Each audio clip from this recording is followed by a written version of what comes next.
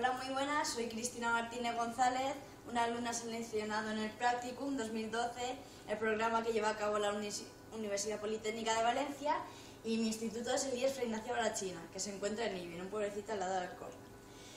Junto con mi compañera Reyes Job y mi tutora Susana Aquiles, hemos llevado a cabo el siguiente proyecto: el cálculo de las pérdidas de carga en una conducción en un banco hidrodinámico. Entonces, para empezar, teníamos que sentar las bases porque no sabíamos mucho del tema, entonces fuimos buscando estos ítems: la aplicación del teorema de Bernoulli a fluidos reales, el concepto de pérdida de carga lineal y localizada, la diferenciación del concepto de plano de carga teórico y el plano de carga real, y comprender el sentido de altura piezométrica. Fuimos buscando y entonces también repasamos unos conceptos clave como son densidad, peso específico, la presión atmosférica, pasar de unidades, para tener un poquito, entrar en contacto con el tema.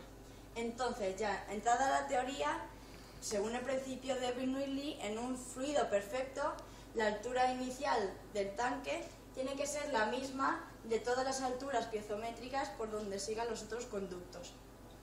Entonces, tomando ese principio, llegamos a la fórmula que nos propone Bernoulli. Y entonces con esa fórmula conseguimos una constante. Esa constante la llamamos altura total de carga y viene definida por estas cosas, y después en estas condiciones se aplica el teorema de Bernoulli, como hemos dicho, al líquido perfecto, que circula por una tubería horizontal de sección constante. Entonces, aquí obtenemos que las presiones son iguales. Esto indica que es posible la circulación del líquido sin que exista diferencia de presión. Entonces, esto lo aplicamos a un fluido real, un fluido viscoso, donde existe una pérdida de carga. Entonces, la diferencia de altura de las columnas piezométricas viene dada por la siguiente fórmula. Y también esas alturas son directamente proporcionales a la longitud del tramo de la tubería. Entonces, calculamos con esas fórmulas y obtenemos el plano teórico de carga, que sería con el fluido perfecto, donde nos daría una línea recta porque todas las columnas estarían a la misma altura, y tenemos el plano real de carga, que es una recta con pendiente descendente, porque las alturas van bajando, y estas alturas son las que hemos podido calcular antes con la anterior fórmula. Entonces, el teorema por un fluido con viscosidad y fluido real se escribe con la siguiente fórmula. Entonces, los fluidos reales, aparte de la propia viscosidad del agua, también existen otras presiones de carga localizadas. Tenemos las variaciones de sección transversal de las mismas, que puede haber curvas o puede haber algo que obstruya dentro del tubo el paso del agua. También los cambios de dirección, como pueden ser unos codos que tenemos allí. Y la existencia de válvulas de llaves de paso o filtros que tenemos ahora a continuación. Entonces, vamos a un prototipo de lo que sería el banco hidrodinámico. Tenemos un tanque con agua que lo llenamos hasta arriba y tenemos 3 llaves de paso. Con esas 3 alturas abrimos la primera y vamos a la toma de datos. Entonces, por aquí fluye el agua, como vemos, y pasamos a las columnas piezométricas, donde tenemos 1 metro para poder medir hasta dónde llega el agua, y vemos la diferencia que existe entre las columnas piezométricas, como el agua no se distribuye igual.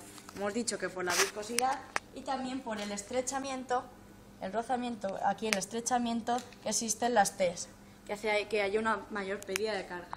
Entonces seguimos con las columnas piezométricas, aquí tenemos otra, aquí tenemos también otra, y aquí es donde encontramos el codo, que forma un ángulo de casi 360 grados. Aquí esto sería una pérdida de carga localizada, porque cuando calculamos la pérdida de carga lineal nos daba una pequeña cifra, pero al calcular la pérdida de carga total nos daba una mayor cifra, y eso es porque como va cambiando constantemente la dirección hay un mayor rozamiento.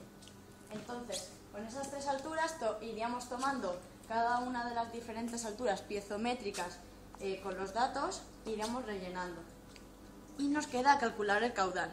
Para el caudal cogeríamos un vaso de precipitados de 250 centímetros cúbicos y con un cronómetro en mano mediríamos el tiempo que tarda en llenarse el precipitado.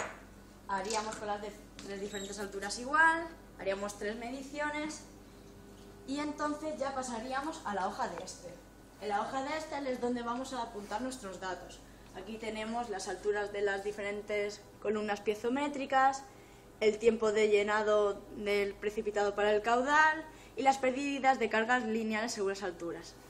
También calculamos pérdidas de carga entre columnas, también según las alturas, y la pérdida de carga localizada que hemos dicho que se encontraba en el codo.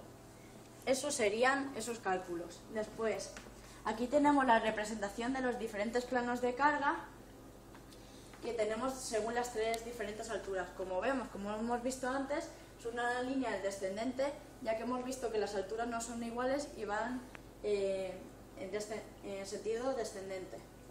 Entonces ya pasamos al cálculo de las incertidumbres. Incertidumbres, ¿por qué? Porque nosotros podemos cometer fallos o el aparato con el que hagamos las medidas puede estar mal calibrado. Entonces tenemos incertidumbres de medidas directas, que son las que tomamos nosotros, incertidumbres de medidas indirectas, que son las que tenemos que hacer el cálculo, como sería el caudal, el área. Empezamos con calculando las incertidumbres del diámetro exterior, calculamos y vemos que estas dos son casi iguales porque la del aparato es despreciable, incertidumbre del tiempo también, la incertidumbre de la altura y la incertidumbre del diámetro interior. Y después, como medida indirecta, tendríamos la incertidumbre del caudal. Siguiendo unas fórmulas es como hallaríamos todo esto. Entonces, ya hemos rellenado la hoja de Excel, pasamos a decir todas las prácticas aquí al blog. Aquí decimos nuestras experiencias y cómo hemos ido tomando los datos, hemos ido rellenando y el trabajo que hemos hecho.